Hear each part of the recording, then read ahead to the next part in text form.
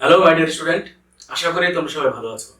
স্বাগত জানাচ্ছি তোমাদের নারায়ণগঞ্জ হাই স্কুল এন্ড কলেজের অনলাইন ক্লাসে। আমি বিপুল সরকার আজকে তোমাদের সাথে হিসাব বিজ্ঞান বিষয় নিয়ে আলোচনা করব। তবে আজকের আলোচনার বিষয় অধ্যায় 11 ক্রয় মূল্য, উৎপাদন ব্যয় ও বিক্রয় মূল্য নির্ধারণ। গত ক্লাসে আমরা একটি ভিডিও দিয়েছিলাম, সেখানে আমরা সৃজনশীল 4 নিয়ে আলোচনা করেছি। আজকেও আমরা এই চ্যাপ্টারের আরেকটি সৃজনশীল নিয়ে আলোচনা করব, সেটি হচ্ছে সৃজনশীল 5। খুবই গুরুত্বপূর্ণ একটি সৃজনশীল, কারণ এই ধরনের সৃজনশীল, এই ধরনের প্রশ্নই আমাদের এসএসসি বোর্ড পরীক্ষার মধ্যে এই ধরনের প্রশ্নগুলো আসে। তবে আজকে যে সৃজনশীল প্রশ্নটি আলোচনা করব, সেই প্রশ্নটি আলোচনা করার পূর্বে, সৃজনশীলটি আলোচনা করার পূর্বে একটি গুরুত্বপূর্ণ বিষয় নিয়ে আলোচনা করব। সেটি হচ্ছে, দেখো, একটি কোম্পানি যখন কন্টিনিউয়াসলি সে যখন পণ্য উৎপাদন করতে থাকে, তখন তার কাছে যখন তৈরি পণ্য একদম উৎপাদন হয়ে যায়, উৎপাদন করার পর সে সেই পণ্যগুলো বাজারে বিক্রি করে বা প্রতিনিধিদের কাছে বিক্রি করে। বিক্রি করার পর তার কাছে কিছু পণ্য থেকে যায়, সেটাকে বলা হয় সমাপনী মজুত পণ্য। অথবা বছরের শুরুতেই তার কাছে কিছু তৈরি পণ্য থাকে, ওটাকে বলা হয় প্রারম্ভিক মজুত পণ্য। তারপরে তিনি হিসাব বছরের মধ্যেই আবার কিছু পণ্য উৎপাদন করে, এগুলোকে বলা হয় উৎপাদিত পণ্য। এই যে তারপরে আবার সে কিছু পণ্য আবার বিক্রি করে, তাহলে এখানে 4 ধরনের ব্যাপার থাকলো। একটা হলো তৈরি পণ্যের প্রারম্ভিক মজুত পণ্য, তৈরি পণ্যের সমাপনী মজুত পণ্য, বিকৃত পণ্য, আরেকটা হচ্ছে উৎপাদিত পণ্য। এই যে 4টা। এখন পরীক্ষার সময় তোমাকে এরকম বলতে পারে যে উৎপাদিত পণ্যের পরিমাণ মানে একক, যে কতটা পণ্য এই হিসাব সময়ের মধ্যে কতটা পণ্য তৈরি করা হয়েছে, অথবা এই হিসাব সময়ের মধ্যে কতটা পণ্য বিক্রি করা হয়েছে, অথবা এই হিসাব সময়ের মধ্যে আমাদের সমাপনী মজুত পণ্য কয়টা রয়েছে, অথবা এই হিসাব সময়ের মধ্যে আমাদের প্রারম্ভিক মজুত পণ্য কয়টা রয়েছে। এই যে এই ব্যাপারগুলো জানার জন্য একটা সূত্রই যথেষ্ট। যদি আমরা একটা সূত্র খুব ভালোভাবে বুঝতে পারি এবং মুখস্থ করতে পারি, তাহলে এক সূত্রের মাধ্যমে আমরা 4 ধরনের যে কোনো ইনফরমেশন আমরা বের করতে পারবো। তো সেই অনুযায়ী আমাদের সৃজনশীল 5-এর একটি ক নম্বর সৃজনশীল এরকমই বলা হয়েছে। তো আমি সৃজনশীলে যাওয়ার আগে সেই সূত্রগুলো একটু লিখে দিব এবং সেই অনুযায়ী তোমাদেরকে প্র্যাকটিস করাবো। সবাই সাথে থাকবে। স্টুডেন্ট, দেখো, এখন আমরা একটি সূত্র লিখবো, তারপর আমরা ব্যাপারটা বোঝাচ্ছি। যেমন ধরো 1 নম্বর একটি বললাম যে উৎপাদিত একক, উৎপাদিত একক, উৎপাদিত একক সমান সমান বিক্রয় একক যোগ তৈরি পণ্যের সমাপনী একক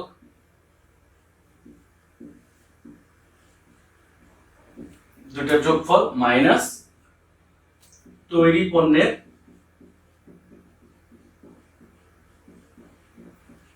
প্রারম্ভিক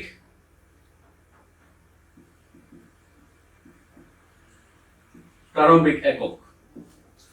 ব্যাপারটা খেয়াল করো। তাহলে এখানে বললাম যে উৎপাদিত একক, যে হিসাব সময়ের মধ্যে কতটা পণ্য উৎপাদন করা হয়েছে, ওইটাকে বলা হয় উৎপাদিত একক। এখন কতটা পণ্য উৎপাদন করা হয়েছে সেটা জানার জন্য আমাকে 3টা ইনফরমেশন প্রশ্নে থাকতে হবে। প্রথমত থাকতে হবে বিক্রয় একক, যে কতটা পণ্য বিক্রি করা হয়েছে। এরপর তৈরি পণ্য সমাপনী মজুত পণ্যের একক, যে কতটা পণ্য আমাদের সমাপনী মজুত পণ্য আছে, এবং তৈরি পণ্যের প্রারম্ভিক মজুত পণ্য কতটা আমাদের প্রারম্ভিক মানে বছরের শুরুতে কতটা পণ্য আমাদের ছিল। তাহলে 3টা যদি ইনফরমেশন দেওয়া থাকে, তাহলে আমরা এই উৎপাদিত পণ্যের একক বের করতে পারি। তার মানে যে কোনো একটি বের করার জন্য আমার অপর 3টা ইনফরমেশন অবশ্যই প্রশ্নে দেওয়া থাকতে হবে। এখানে 4টা বিষয় দেখো। একটা হলো উৎপাদিত পণ্যের একক, বিক্রয় একক, তৈরি পণ্যের সমাপনী একক, আর হলো তৈরি পণ্যের প্রারম্ভিক মজুত পণ্য। তো আমরা এগুলা জানি, নরমালি ইকুয়েশন বা সমীকরণের মাধ্যমে আমরা এগুলা বের করতে পারি। যে কোনো একটা যদি মিসিং থাকে এর থেকে, আর বাকি 4টা যদি প্রশ্ন দেওয়া থাকে, তাহলে আমরা ওই মানটা অবশ্যই বের করতে পারি। যেমন এখন এখানে উৎপাদিত পণ্যের একক আমরা বের করলাম। এখন যদি আমার প্রশ্নে যদি বলা হয় যে বিক্রয় একক নির্ণয় করো, যে কত একক পণ্য বিক্রি করা হয়েছে, তাহলে দেখো এই যে বিক্রয় একক, এখন আমি এই বিক্রয় এককের ব্যাপারটা লিখবো যে বিক্রয় একক সমান সমান, খেয়াল করো, উৎপাদন একক যোগ তৈরি পণ্যের প্রারম্ভিক একক বিয়োগ তৈরি পণ্যের সমাপনী একক। সমাপনী একক। দেখো জাস্ট সূত্রগুলা এদিকে ঘুরাইলেই কিন্তু হয়ে গেল। বিক্রয় একক রাখলাম, আর এই যে উৎপাদিত একক আছে এটা থেকে এই যে তৈরি পণ্যের প্রারম্ভিক মজুত পণ্য যেটা মাইনাস করা ছিল সেটা কি হয়ে গেছে প্লাস, আর তৈরি পণ্যের সমাপনী মজুত পণ্য যেটা আমরা প্লাস করছিলাম সেটা হয়ে গেল মাইনাস। তো এইভাবে ঘুরে টুরে আমরা যে কোনো মানগুলো আমরা বের করতে পারি এই সূত্রগুলোর মাধ্যমে। আশা করি যে এই ব্যাপারগুলো বুঝতে পারছি, যে এই যে চারটা উপাদান এখানে আমরা দেখলাম, এই চারটা উপাদানের যে কোনো একটা উপাদানের মান যদি আমাদেরকে বের করতে বলে তাহলে আমরা অপর তিনটি উপাদানের মাধ্যমে ওই মানটা বের করতে পারবো। তবে চারটা উপাদানের মধ্যে যে কোনো একটা বের করতে গেলে অবশ্যই তিনটা মান অবশ্যই দেয়া থাকতে হবে প্রশ্নে, তাহলে আমরা যে কোনো একটি উপাদানের মান আমরা বের করতে পারবো। আশা করি আমরা এই সূত্রের ব্যাপারটা বুঝতে পেরেছি। এখন আমরা সরাসরি সৃজনশীলে চলে যাব। ডিয়ার স্টুডেন্ট, দেখো 5 নম্বর সৃজনশীল একটু খেয়াল করো। 196 পৃষ্ঠা মেইন বইয়ের অধ্যায় 11 5 নম্বর সৃজনশীল 196 পৃষ্ঠা আবার বলতেছি। তো এই প্রশ্নটা আমরা একটু খেয়াল করি যে আশরাফ এন্ড কোং এর 2017 সালে 1 জানুয়ারি হতে 31 মার্চ পর্যন্ত সময়ে ইট তৈরি ও বিক্রয় সংক্রান্ত তথ্যাদি নিম্নরূপ। 1 জানুয়ারি হতে 31 মার্চ মানে জানুয়ারি ফেব্রুয়ারি মার্চ 3 মাসের অঙ্ক। এখানে জানুয়ারি ফেব্রুয়ারি মার্চ, তাহলে 3 মাসের অঙ্ক। বুঝতে পারলাম যে 3 মাসের মধ্যে এখানে ইট উৎপাদন করা হয়েছে। এটা একটা ইট উৎপাদনকারী প্রতিষ্ঠান, ইট ভাটার অঙ্ক। তাহলে ইট ভাটা যেহেতু ইট তৈরি করবে বা ইট উৎপাদন করবে, ইট উৎপাদন করার জন্য তার যে সরাসরি যে কাঁচামালটা লাগবে সেটা হলো মাটি, আর এই মাটিকে বলা হয় কাঁচামাল। তাহলে দেখো যে মাটি ক্রয়, তাহলে এটাকে আমরা গত ক্লাসে পড়েছিলাম যে সরাসরি যেই কাঁচামালটা লাগবে সেটাকে আমরা বলবো কে। ব্যবহৃত কাঁচামালের জন্য আমরা কে চিহ্ন দিয়েছিলাম। তাহলে মাটি ক্রয় কে, তারপরে মাটির বহন খরচ এটা আমরা কে চিহ্ন দেব। জ্বালানি খরচ, এটা জ্বালানি খরচটা হলো এফ। কারখানা উপরিব্যয়, কারণ জ্বালানি এই ব্যাপারটা কারখানায় ব্যবহৃত হয়। এরপর শ্রমিকের মজুরি ডি। প্রত্যক্ষ ব্যয়, প্রত্যক্ষ মজুরি এটা আমরা ডি। ইট খোলার ভাড়া ও বিদ্যুৎ খরচ। ইট খোলাটাকে বলা হয় কারখানা, তাহলে এইখানে ইট খোলার ভাড়া ও বিদ্যুৎ খরচ এটা আমরা ব্যবহার করব এফ, যে কারখানা উপরিব্যয়। তো প্রতি মাসে 10,000 টাকা। দেখো প্রতি মাসে 10,000 টাকা, তাহলে এই অঙ্কটা হলো পুরো 3 মাসের অঙ্ক। তাহলে প্রতি মাসে যদি 10,000 টাকা হয় তাহলে 3 মাসে 30,000 টাকা। এরপর দেখো মাটি ছানা করার খরচ, এটাও কারখানা উপরিব্যয়। অফিসের ভাড়া প্রতি মাসে, অফিসের ভাড়া এটা হলো অফিস ও প্রশাসনিক উপরিব্যয়। তাহলে অফিস এবং প্রশাসনিক উপরিব্যয়ের জন্য আমরা চিহ্ন আবিষ্কার করেছিলাম পি। অফিস ও প্রশাসনিক উপরিব্যয়ের জন্য চিহ্ন আবিষ্কার করেছিলাম পি, মানে পরিচালন ব্যয়, এজন্য আমরা চিহ্ন দিয়েছিলাম পি। তো এখানে প্রতি মাসে 12,000 টাকা বলা হয়েছে, তাহলে প্রতি মাসে যদি 12,000 টাকা হয় আমাদের অঙ্ক হলো 3 মাসের, তাহলে 3 12 34,000 টাকা ব্যবহৃত হবে। যাতায়াত ও টেলিফোন, যাতায়াত ও টেলিফোন এটাও অফিস ও প্রশাসনিক উপরিব্যয়, এটাও আমরা চিহ্ন দেব পি। এরপরে দেখো বিজ্ঞাপন খরচ, এটা হলো বিক্রয় উপরিব্যয়, এটাও পরিচালন ব্যয়, এটাকে আমরা চিহ্ন দেব পি। বিক্রয় কর্মীর বেতন, এটাও বিক্রয় উপরিব্যয়, এটাকে আমরা চিহ্ন ব্যবহার করব পি, মানে পরিচালন ব্যয়। বিক্রয় ইট, 2 লক্ষ ইট বিক্রি করা হয়েছে 16 লক্ষ টাকা। তৈরি ইটের প্রারম্ভিক মজুত পণ্য 50,000 ইট, 2,50,000 টাকা। তৈরি ইটের সমাপনী মজুত পণ্য 60,000 ইট, 2,43,000 টাকা। ইটের সংখ্যা এবং টাকাও উল্লেখ করা আছে। তাহলে দেখো এখানে আমরা প্রশ্নটা পড়লাম। এখন ক নম্বরে বলা হয়েছে উপর্যুক্ত তথ্য হতে উৎপাদিত ইটের পরিমাণ নির্ণয় করো। উৎপাদিত ইট মানে এই যে 3 মাস জানুয়ারি থেকে মার্চ, এই 3 মাসে কতটা ইট তৈরি করা হয়েছে বা উৎপাদন করা হয়েছে। তো এই ব্যাপারটা আমরা কিভাবে জানতে পারবো? এই ব্যাপারটা জানতে পারবো আমরা এই সূত্রের মাধ্যমে। একটু আগে আমরা যে সূত্রটা নিয়ে আলোচনা করলাম যে উৎপাদিত ইট বা উৎপাদিত একক, যে একক মানে সংখ্যা কতটি, তো উৎপাদিত একক সমান সমান বিক্রয় একক যোগ তৈরি পণ্যের সমাপনী মজুত পণ্য একক মাইনাস তৈরি পণ্যের প্রারম্ভিক মজুত পণ্য একক। তাহলে আমরা 5 এর ক এখানে আমরা লিখতে পারি, এটা হচ্ছে 5 এর ক। তাহলে এখানে উৎপাদিত একক সমান সমান বিক্রয় একক। তাহলে প্রশ্ন দেখো বিক্রয় একক দেওয়া আছে 2 লক্ষ, এখানে 2 লক্ষ ইট বিক্রি করা হয়েছে। আর তৈরি পণ্যের সমাপনী মজুত পণ্য দেওয়া আছে, তৈরি পণ্যের বা তৈরি ইটের সমাপনী মজুত পণ্য দেওয়া আছে 60,000 একক। তাহলে এখানে আমরা লিখবো 60,000 একক।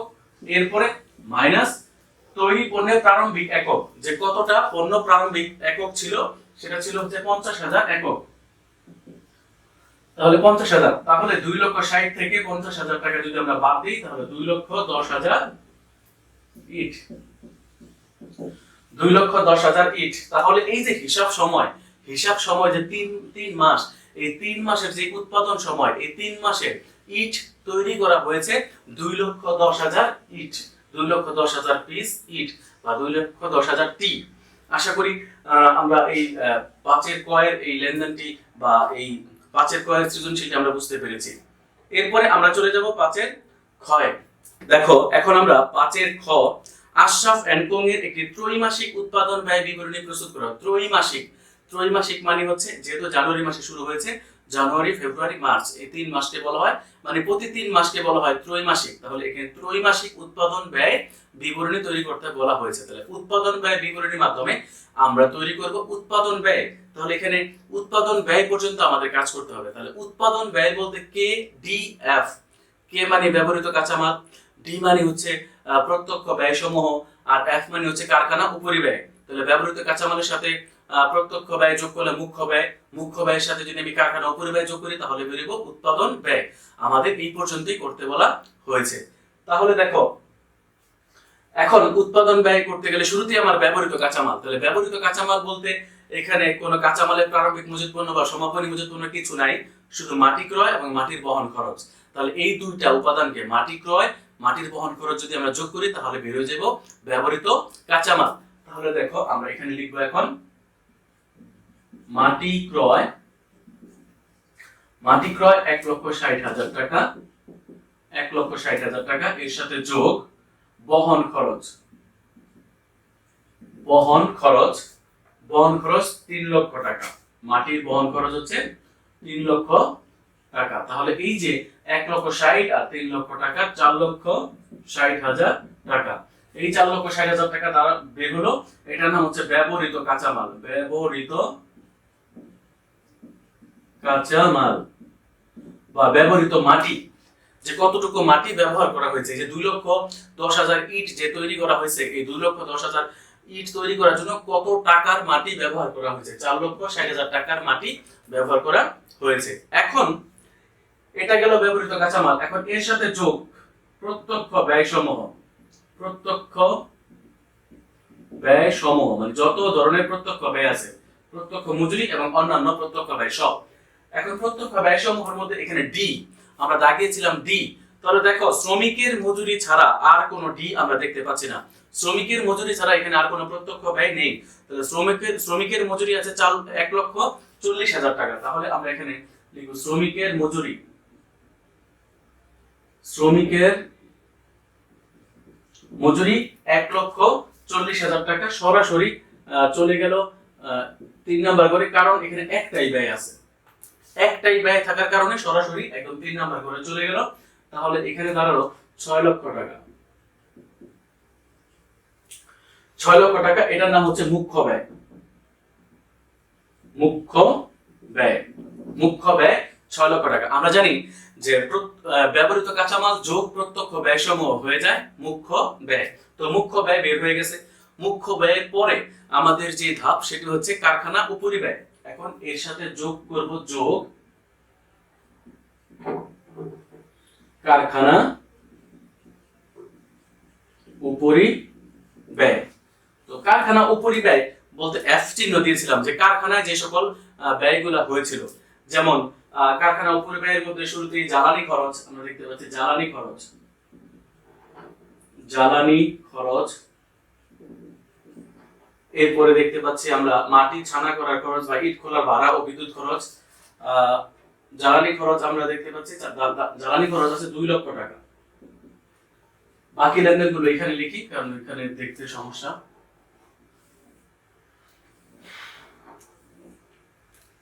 জ্বালানি খরচ লিখলাম। এরপরে ইট খোলার ভাড়া ও বিদ্যুৎ খরচ, ইট খোলার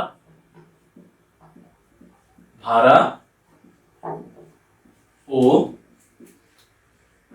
বিদ্যুৎ খরচ। তাহলে দেখো ইট খোলার ভাড়া ও বিদ্যুৎ খরচ প্রতি মাসে 10,000 টাকা। তাহলে এখানে 10,000 গুণ 3 মাস, 3 দশে 30,000 টাকা। এরপরে মাটি ছানা করার খরচ, মাটি ছানা করার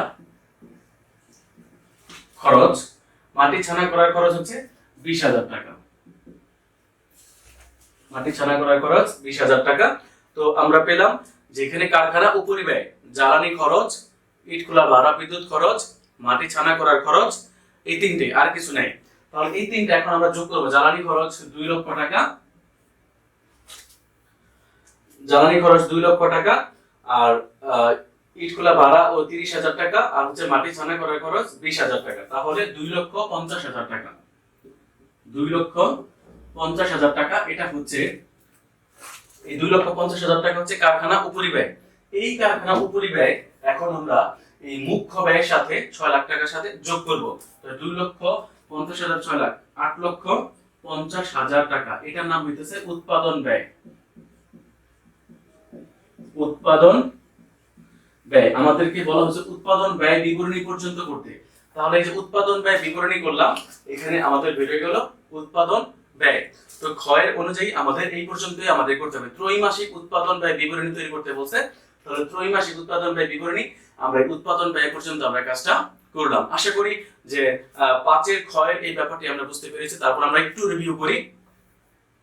যে শুরুতেই আমরা ব্যবহৃত কাঁচামালের কাজটা করেছি, মাটি ক্রয় যোগ বহন খরচ হয়ে গেল ব্যবহৃত কাঁচামাল, এর সাথে যোগ প্রত্যক্ষ ব্যয় সমূহ। তো প্রত্যক্ষ ব্যয়ের সাথে এখানে শুধু একটাই ছিল, সেটা হলো শ্রমিকের মজুরি। তো প্রত্যক্ষ ব্যয় আমরা ব্যবহৃত কাঁচামালের সাথে যোগ করলাম, হয়ে গেল মুখ্য ব্যয়। তো মুখ্য ব্যয়ের সাথে যোগ কারখানা উপরিব্যয়, কারখানায় যে সকল ব্যয় হয় উৎপাদন করার জন্য সেটা হলো কারখানা উপরিব্যয়, সেগুলো আমরা যোগ করলাম। জ্বালানি খরচ, ইট খোলার ভাড়া ও বিদ্যুৎ খরচ, মাটি ছানা করার খরচ যোগ করলাম। উৎপাদন কারখানা উপরিব্যয়, এখন কারখানা উপরিব্যয়ের সাথে এই মুখ্য ব্যয়টা যোগ করলাম, হয়ে গেল উৎপাদন ব্যয়। আশা করি যে উৎপাদন ব্যয় বিবরণীর এই ব্যাপারটি আমরা বুঝতে পেরেছি। আশা করি এখন আমরা পরের পার্টে যাব। দেখো, এখন 5 গতে বলা হয়েছে উৎপাদিত ইটের ব্যয় 8,50,000 টাকা ধরে নিট মুনাফা নির্ণয় করো। উৎপাদিত ইটের ব্যয় মানে উৎপাদিত পণ্যের ব্যয়, উৎপাদিত ইটের ব্যয় 8,50,000 টাকা ধরে আমাকে নিট মুনাফা নির্ণয় করতে বলা হয়েছে। তো নিট মুনাফা, তো আমরা যেহেতু দশম অধ্যায় করে আসছি, দশম অধ্যায় বিশদায় বিবরণীর মাধ্যমে নিট মুনাফা তৈরি করতে হয়। তো সেই রকম ভাবেই আমরা এখন একটি নিট মুনাফা তৈরি করব, কারণ প্রশ্নের মধ্যে বিক্রয় অলরেডি দেওয়া আছে, 16 লক্ষ টাকা বিক্রয় দেওয়া আছে, এবং প্রশ্নের মধ্যে কিছু পরিচালন ব্যয়ও আছে যেগুলো আমরা পি দাগিয়েছিলাম। তাহলে এগুলোর মাধ্যমে আমরা এখন একটি নিট মুনাফা তৈরি করব। খেয়াল করো যে নিট মুনাফা তৈরি করার জন্য আমরা উপরে লিখলাম আশরাফ এন্ড কোং এর বিশদ আয় বিবরণী। তো শুরুতেই আমরা যে কাজটা করব সেটা হচ্ছে বিক্রয়। এখানে আমরা লিখব বিক্রয়, একদম 3 নাম্বার করে 16 লক্ষ টাকা বিক্রয় লিখলাম। এখন কথা হচ্ছে বিক্রয় তো লিখলাম, বিক্রয় থেকে বাদ বিক্রিত পণ্যের ব্যয়। প্রশ্নে কিন্তু কোথাও বিক্রিত পণ্যের ব্যয় উল্লেখ করা নাই, কিন্তু প্রশ্নে উৎপাদিত ইটের ব্যয় আছে, এবং প্রশ্নের মধ্যে তৈরি ইটের প্রারম্ভিক মজুত পণ্য এবং তৈরি ইটের সমাপনী মজুত পণ্য, এই ব্যাপারগুলো কিন্তু প্রশ্নে দেওয়া আছে। তাহলে আমাদের বিক্রিত পণ্যের ব্যয় বের করাটা খুব কষ্টের হবে না। উৎপাদিত পণ্যের ব্যয়ের সাথে তৈরি ইটের প্রারম্ভিক মজুত পণ্য যোগ আর তৈরি ইটের সমাপনী মজুত পণ্য যদি বিয়োগ করি, তাহলে যেটা বের হবে তার নাম হলো বিক্রিত পণ্যের ব্যয়। তাহলে এখানে আমরা লিখব বিক্রয় থেকে বাদ লিখব বিক্রিত পণ্যের ব্যয়। বিক্রিত পণ্যের ব্যয়, এটা আমরা জানি যে বিক্রয় থেকে বিক্রিত পণ্যের ব্যয় বাদ দিয়ে মোট মুনাফা তৈরি করতে হয়। তাহলে প্রথমেই আমরা লিখব তৈরি ইটের প্রারম্ভিক মজুদ। তৈরি ইটের প্রারম্ভিক মজুদ, দেখো প্রশ্নে দেওয়া আছে তৈরি ইটের প্রারম্ভিক মজুদ 50,000 একক, বাট 2,50,000 টাকা, 2,50,000 টাকা। এর সাথে যোগ উৎপাদিত ইটের ব্যয়, যেটা প্রশ্নের গতে দেওয়া আছে 8,50,000 টাকা। তাহলে দুটো যদি যোগ করি তাহলে হয় 11 লক্ষ টাকা। এরপর এই থেকে বাদ তৈরি ইটের সমাপনী মজুদ। তৈরি ইটের সমাপনী মজুদ প্রশ্নে দেওয়া আছে 2,43,000 টাকা। তো আমরা এখন 11 লক্ষ টাকা থেকে 2,43,000 টাকা বিয়োগ করব। 11 লক্ষ মাইনাস 2,43,000 টাকা, তাহলে এখানে দাঁড়ালো 8,57,000 টাকা। এই যে 8,57,000 টাকা, এটার নামই হইতেছে বিক্রিত পণ্যের ব্যয়। তাহলে মোট লাভ থেকে আমরা এখন বিক্রয় থেকে আমরা এখন বিক্রিত পণ্যের ব্যয় বাদ দিব, তাহলে 7,43,000 টাকা, এটা হইতেছে মোট মুনাফা। মোট মুনাফা। কারণ আমরা জানি যে নেট মুনাফা বের করতে গেলে সবার আগে মোট মুনাফা বের করতে হয়। তাহলে আবার আমরা ব্যাপারটা খেয়াল করি যে বিক্রয় প্রশ্নে দেওয়া আছে 16 লাখ টাকা বা বিক্রিত পণ্যের ব্যয়, যেহেতু আমাদের গতে দেওয়া আছে যে উৎপাদিত ইটের ব্যয়, আবার প্রশ্নের মধ্যে উল্লেখ করা আছে তৈরি ইটের প্রারম্ভিক মজুত পণ্য, তৈরি ইটের সমাপনী মজুত পণ্য, যদি এগুলা না থাকতো তাহলে উৎপাদিত ইটের ব্যয়টাই সরাসরি বিক্রয় থেকে আমরা মাইনাস করতাম। আর যেহেতু তৈরি ইটের প্রারম্ভিক মজুত পণ্য আর তৈরি ইটের সমাপনী মজুত পণ্য দেওয়া আছে, এই জন্য আমরা কি করব যে এই তৈরি ইটের উৎপাদিত ইটের ব্যয়ের সাথে তৈরি ইটের প্রারম্ভিক মজুত পণ্য যোগ আর তৈরি ইটের সমাপনী মজুত পণ্য বিয়োগ করে আমরা বের করলাম বিক্রিত পণ্যের ব্যয়। এখন এই বিক্রয় থেকে বিক্রিত পণ্যের ব্যয় বাদ দিলে যেটা পাবো সেটা হলো মোট মুনাফা। এখন মোট মুনাফা থেকে বাদ দেব পরিচালন ব্যয়, যেগুলো আমরা পি দাগিয়েছিলাম পি। তো এই মোট মুনাফা থেকে বাদ লিখব পরিচালন ব্যয়। এখন এই পরিচালন ব্যয় এখানে দুই ধরনের ব্যয় আছে, একটা হলো অফিস ও প্রশাসনিক উপরিব্যয় আর একটা হচ্ছে বিক্রয় উপরিব্যয়। তাহলে দেখো আমরা যেভাবে আছে এভাবে লিখি যে অফিসের ভাড়া, শুরুতে দেখতে পাচ্ছি অফিসের ভাড়া। দেখো অফিসের ভাড়া প্রতি মাসে 12,000 টাকা, তাহলে হিসাবটা তো 3 মাসের, তাহলে 3 12 36,000 টাকা, 3 12 36,000 টাকা। এরপরে যাতায়াত ও টেলিফোন, যাতায়াত ও টেলিফোন খরচ আছে 14,000 টাকা। এরপরে আমরা দেখতে পাচ্ছি বিজ্ঞাপন খরচ আছে 40,000 টাকা। এরপরে বিক্রয় কর্মীর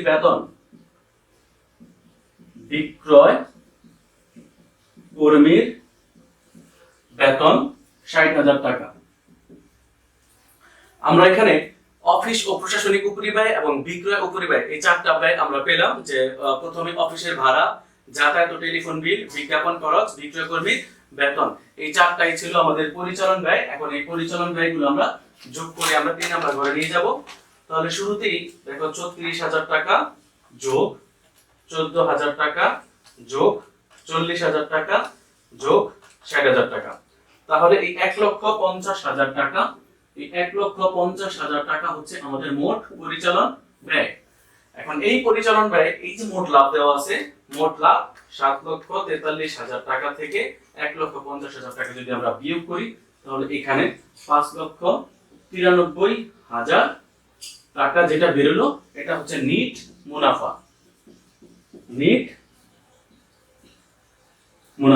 তাহলে আমাদের প্রশ্ন বলেছিল যে নিট মুনাফা নির্ণয় করো, আমাদের নিট মুনাফা বের হয়ে গেল। আমরা আরেকবার রিভিউ করতেছি ব্যাপারটি, খেয়াল করো।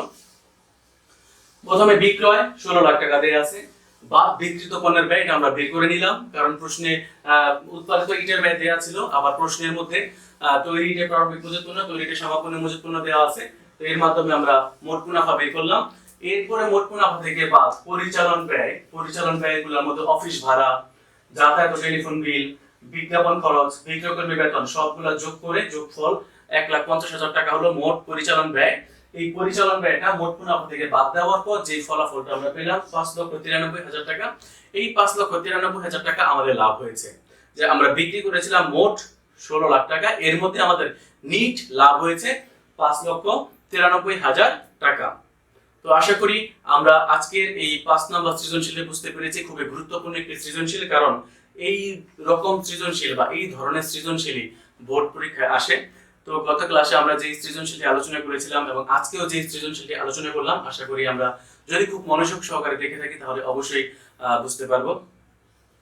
তো ডিয়ার স্টুডেন্ট, এতক্ষণ আমার সাথে থাকার জন্য তোমাদেরকে অনেক ধন্যবাদ। সবাই ভালো থেকো, সুস্থ থেকো, আনন্দ থেকো, নিরাপদে থাকো। সবাইকে অনেক অনেক ধন্যবাদ।